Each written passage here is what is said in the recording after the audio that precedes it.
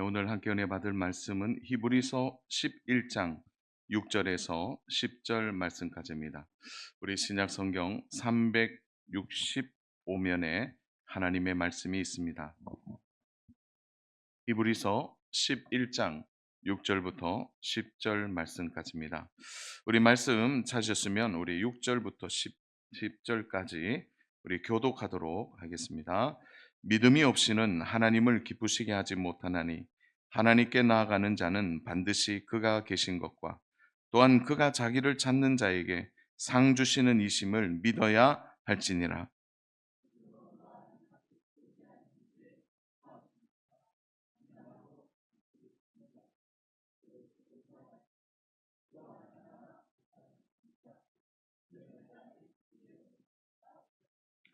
믿음으로 아브라함은 부르심을 받았을 때에 순종하여 장래 유업으로 받을 땅에 나아갈새 갈 바를 알지 못하고 나아갔으며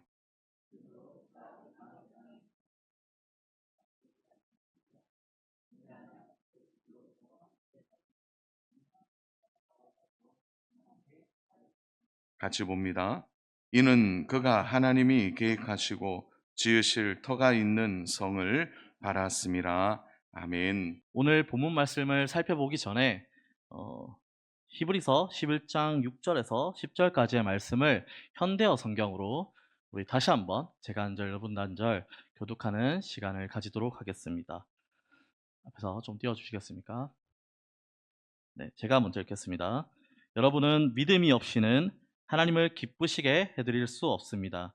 하나님께로 나아가려고 하는 사람은 누구든지 하나님이 살아계신다는 것을 믿으십시오. 진정으로 하나님을 바라는 이는 반드시 보상받는다는 것을 믿으십시오.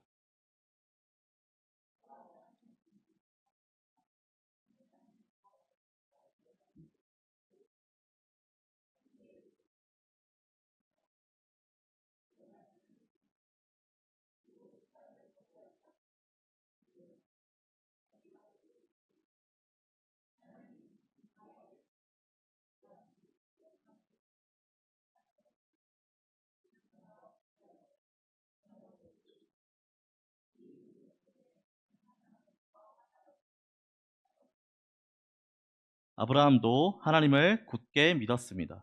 그래서 하나님께서 그에게 고향을 떠나 약속해준 먼 땅으로 가라고 지시하셨을 때 아브라함은 그대로 순종하였습니다. 그는 자신이 가는 곳이 어디인지도 모르는 채 고향을 떠났습니다.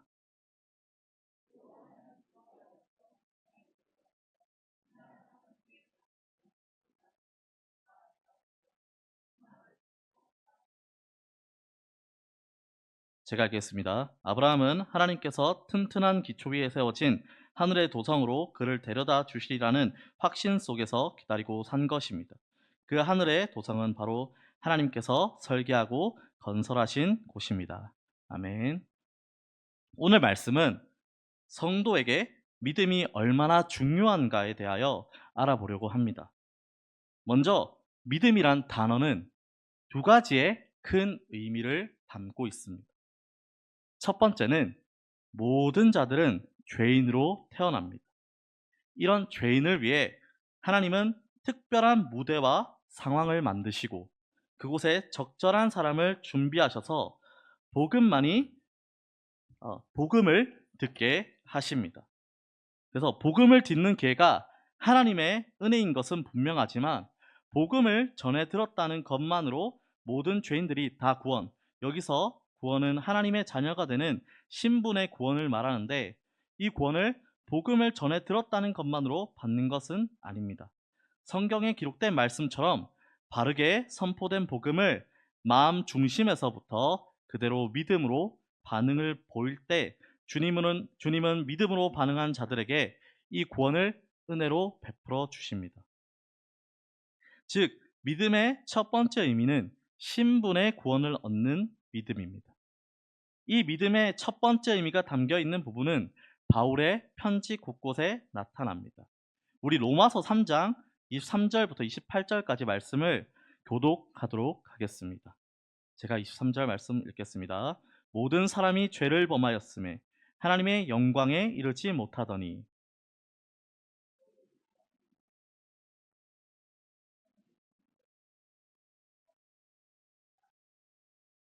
이 예수를 하나님이 그의 피로써 믿음으로 말미암아 화목제물로 세우셨으니 이는 하나님께서 길이 참으시는 중에 전에 지은 죄를 간과하심으로 자기의 의로우심을 나타내려 하심이니.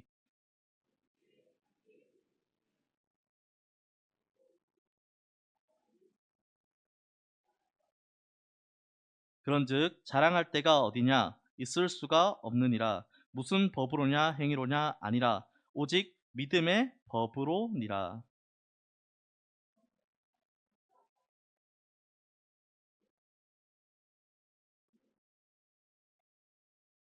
우리 24절 말씀만 같이 살펴보겠습니다. 24절 말씀에서 우리가 볼 수 있듯이 우리는 그리스도 예수 안에 있는 속량으로 말미암아 하나님의 은혜로 값없이 의롭다 하심을 얻은 자 되었느니라라고 말씀하고 계십니다. 의롭다 하심은 쉽게 설명해서 구원받은 자 되었다라고 생각하시면 됩니다. 이 외에도 바울의 편지 곳곳에는 예수님을 나의 구주로 삼을 때 우리가 구원받는 자녀가 된다는 의미가 담긴 부분을 살펴볼 수 있습니다. 그러나 오늘은 신분의 구원을 얻는 믿음이 아닌 견고한 믿음, 성숙한 믿음의 의미에 대해서 알아보려고 그리고 또한 강조하려고 합니다.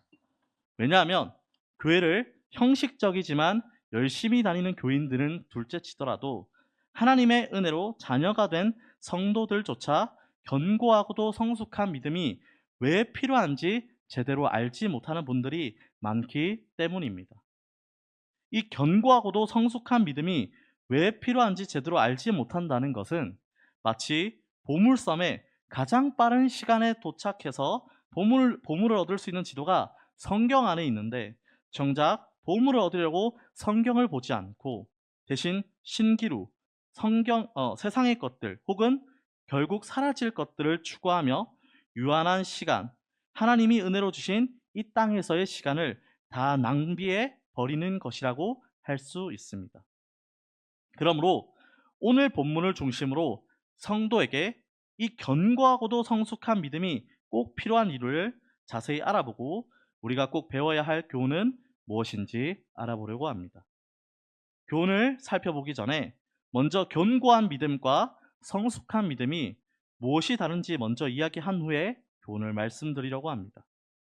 우리가 견고한 믿음이더라도 성숙하지 않을 수 있고 성숙하더라도 견고하지 않을 수 있습니다. 이 말이 무슨 뜻인지 쉽게 예로 들어서 설명해 보도록 하겠습니다. 우리 아기가 태어나자마자 걷는 아기는 없습니다.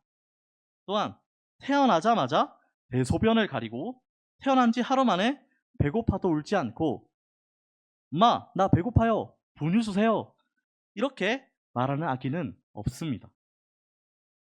태어나자마자 성숙한 상태로 태어나는 건 불가능합니다. 그러나 건강한 아기는 될 수 있지 않습니까? 그것이 견고한 믿음이더라도 성숙하지 않을 수 있다는 말입니다. 이것이 교회에서는 교회 다닌 지 얼마 되지 않았지만 정말 성경을 열심히 보고 예배를 정말 사모하는 마음으로 드리는 분들을 한 주만 그렇게 하는 것이 아닌 지속적으로 그러한 모습을 행하는 분들을 볼 수 있지 않습니까? 그러한 사람들을 보면 성숙한 믿음은 아닐지라도 견고한 믿음을 소유한 자라고 볼 수 있습니다. 반대로 성숙하지만 견고하지 않을 수 있다는 말은 아까 말했던 반대로 생각하시면 됩니다. 몸은 어른이지만 우리가 아프면 그것은 성숙하지만 견고하지 않은 상태라고 볼 수 있습니다.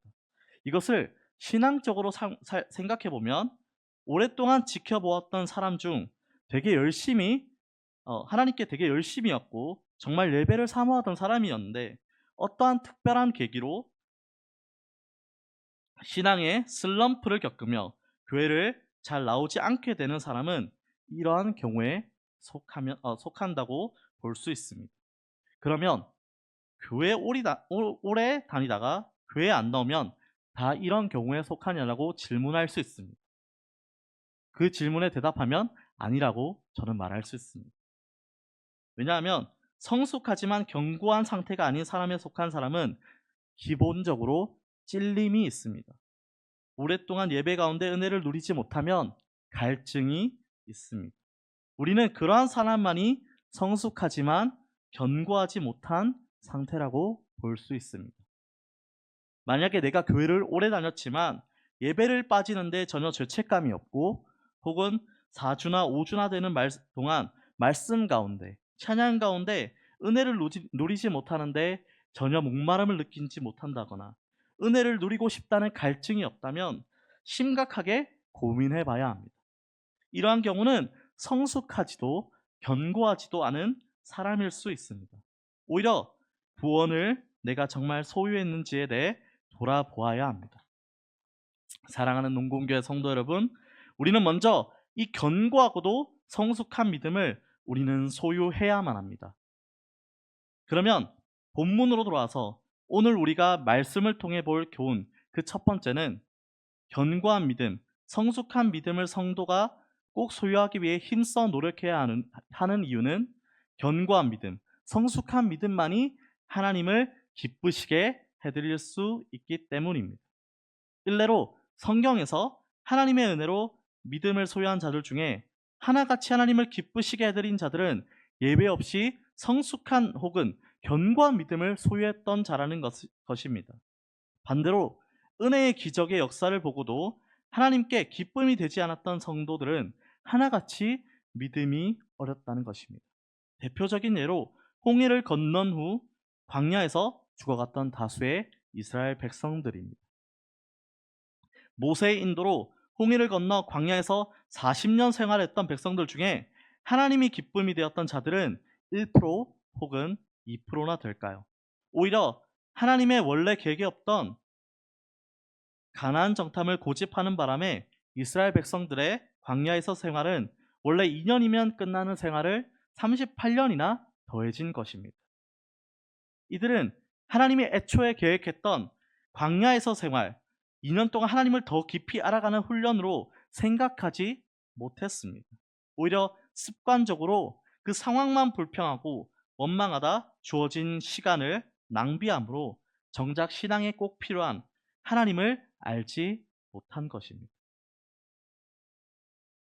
나중에 시간이 되시면 민수기 13장, 14장 내용을 조금 잘 살펴보시면 정탐을 갔던 10명의 리더들, 특히 민수기 13장 2절을 살펴보면 13장 2절에 사람을 보내어 내가 이스라엘 자손에게 주는 가나안 땅을 정탐하게 하되 그들의 조상 가문 각 지파 중에서 지휘관 된 자 한 사람씩 보내라. 이 말씀에 언급되는 각 지파의 지도자들도 하나님에 대한 견고한 성숙한 믿음이 없어 불신앙적인 고백만 한 것을 우리는 알 수 있습니다. 나아가서 이들은 하나님의 마음에 맞는 고백을 한 2명, 갈렙과 여호수아가 돌에 맞아 죽을 수 있는 위기에 처하는데 원인 제공을 하게 됩니다. 하지만 정작 하나님의 진노를 얻어 자신들이 죽게 만드는 것을 우리는 민수기 13장과 14장에서 볼 수 있습니다. 이처럼 성도에게 자신은 물론 하나님을 위해서도 견고하고도 성숙한 믿음은 어떤 시대를 막론하고 절대적으로 갖춰야 되는 중요한 요소인 것입니다. 이렇게 중요한 믿음을 단적으로 아주 잘 증명해주는 인물이 오늘 말씀에서 본 노아와 아브라함이라 말할 수 있습니다. 이들 역시 성경에 기록된 내용 외에도 분명 죄를 짓고 살았을 겁니다. 하지만 이들의 인생에 가장 중요한 것은 하나님이 자신에게 약속하신 말씀이었던 것입니다. 노아는 땅이 물에 다 잠기리라는 말씀을 들었을 때 그런 일과 비슷한 일조차 이전에는 일어난 적이 단 한 번도 없었습니다. 그럼에도 불구하고 그는 하나님에 대한 깊은 경외심을 가지고 사명을, 하나님이 자신에게 주신 약속의 말씀을 성실하게 준비했던 것입니다. 아브라함 역시 부르심을 받았을 때 어디로 가야 하는지에 대해 구체적인 약속은 받지 못했음에도 하나님을 굳게 믿음으로 순종함으로 떠났던 것입니다. 히브리서 저자는 이들 2사람 모두 그러한 인생을 살 수 있었던 것은 하나님이 직접 설계하시고 약속하신 영원한 도성을 믿었고 그곳에 소망을 둘 수 있었던 믿음, 즉 견고하고도 성숙한 믿음 때문이라고 합니다. 그래서 우리는 이 견고하고도 성숙한 믿음을 반드시 소유해야만 합니다. 그러면 두 번째 교훈은 하나님이 기뻐하시는 믿음을 소유한 성도들의 공통점은 하나님께서 약속한 내용보다 하나님이 어떤 분이신가를 제대로 아는 것이 더 중요하다는 사실을 알았다는 것입니다. 그래서 이들은 하나같이 하나님이 주신 약속보다 하나님 그분 자체를 더 소중하게 여기며 관심을 가졌던 것입니다. 이들은 하나같이 하나님을 제대로 알아가는 것에 관심이 많았고, 나아가서 하나님을 깊이 알아가는 것을 최고의 가치로 두었습니다. 2025년 현재 자산 세계 10위로 불리고 있는 워렌 버핏이라는 사람이 있습니다. 이 워렌 버핏은 주식 투자의 신이란 별명이 있습니다. 이런 워렌 버핏은 지난 2008년도에 자신과 한 끼 점심 식사를 하며 무엇이든 궁금한 것을 대화할 수 있는 식사 자리를 경매로 공모했습니다. 거기서 그와 한 끼 식사를 하기 위해 경매에 응찰한 금액이 무려 65만 달러, 하나로 약 8억 5,700만 원이라 합니다. 한 해만 그렇게 한 것이 아니라 여러 해에 걸쳐 할 때마다 많은 이들은 큰 금액을 투자하며 그와 만나고자 하는 이유는 무엇이었을까요? 바로 즉 그와의 대화에서 주식 투자의 비법을 배우고자 하는 것입니다. 그렇게 그와 함께 식사한 사람들은 주식 투자에 대한 비법을 좀 알게 된 것도 좋았지만 버핏이란 인물의 인격됨을 가까이서 보고 들었던 것에 더 큰 가치가 있어서 돈이 아깝지 않았다고 합니다. 이처럼 우리는 하나님의 무한하신 은혜로 이미 자녀가 되었다는 사실을 항상 기억해야 할 것입니다. 왜냐하면 성자 하나님을 죄인인 우리를 위해 대속의 제물로 내어주시는 하나님을 믿는다면 우리를 위해 예비하신 영원한 도성은 눈으로 보아야 믿는다는 말은 틀린 것입니다. 우주를 창조하신 하나님, 세상 그 무엇이라도 가늠조차 할 수 없는 하나님의 은혜와 사랑의 깊이를 우리가 조금이라도 안다면 우리는 하나님을 위해 무엇인가를 할 수 있다는 그 자체가 영광이며 특권이라는 것입니다. 그러므로 사랑하는 농공교회 성도 여러분, 하나님의 기쁨이 되기 위해 하나님이 약속한 말씀을 목숨처럼 여기며 사는 모습은 주님께 빚진 성도가 할 수 있는 최고의 삶이자 특권이자 축복이라 할 수 있습니다. 하지만 이런 모습으로 살기 위해선 반드시 어리더라도, 영적인 나이에서 어리더라도 견고한 믿음이 필요합니다.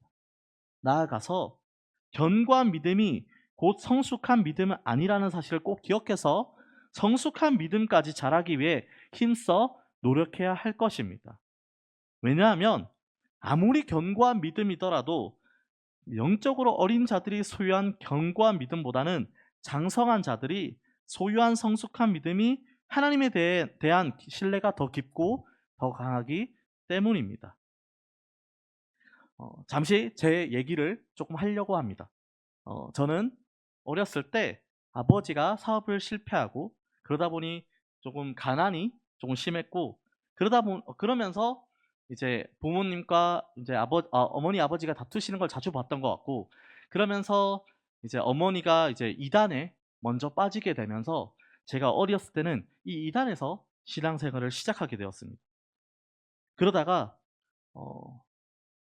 부모님이 그 과정에서 이혼도 하시게 되었고, 그러면서 이단에서 자연스럽게 멀어지게 되었었지만 삶에서 목적과 방향성을 잃어버린 저는 매일의 삶에서 그저 자살만 고민하는 그러한 삶을 어렸을 때 좀 살았던 것 같습니다. 그러다가 예수님을 만나고 예수님을 믿음으로 통해서 그런 상황이었지만 그 힘듦이 예수님을 믿는다고 해서 단번에 사라지지 않았었습니다. 하지만 목사님의 말씀들과 또 건강한 교회에서의 올바른 그런 교제 생활을 통하여서 믿음이 어느 순간 성숙한 믿음으로 조금씩 자라나갈 때 자연스럽게 그러한 믿음이 조금씩 회복되어져 갔습니다. 사랑하는 농공교회 성도 여러분, 그래서 이 시간 간절히 소망하고 바라는 것은 올 한 해 더욱 하나님을 바르면서도 깊이 알기 위해서라도 예배를 소중하게 여김으로 항상 사모하는 마음으로 참석하는 자들이 되기를 바랍니다.